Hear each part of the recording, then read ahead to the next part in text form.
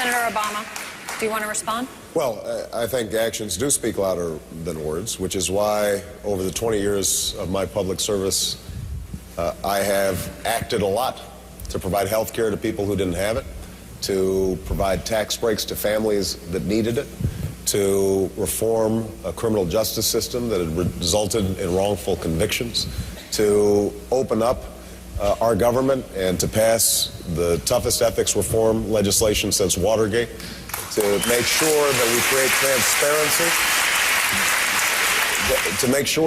we create transparency, in our government so that we know where federal spending is going and it's not going to a bunch of boondoggles and earmarks that are wasting taxpayer money that could be spent on things like early childhood education.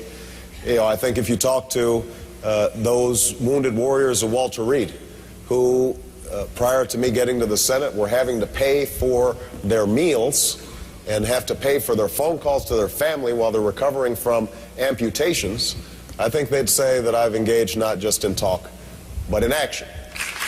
Now,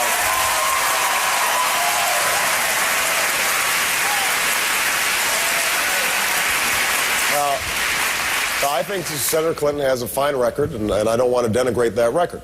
I do think there is a fundamental difference between us in terms of how change comes about. You know, Senator Clinton of late has said, let's get real.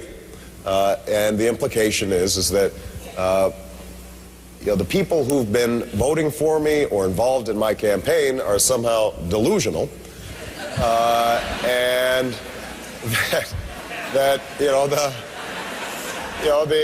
20 million people who've been paying attention to 19 debates and the editorial boards all across the country at newspapers who've given me endorsements, including every major newspaper here in the state of Texas,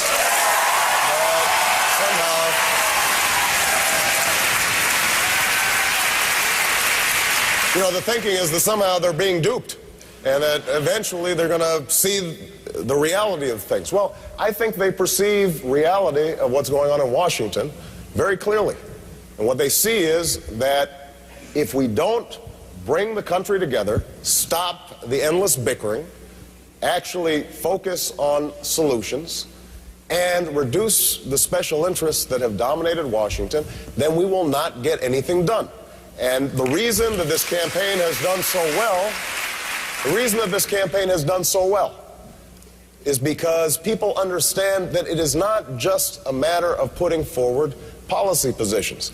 Senator Clinton and I share a lot of policy positions.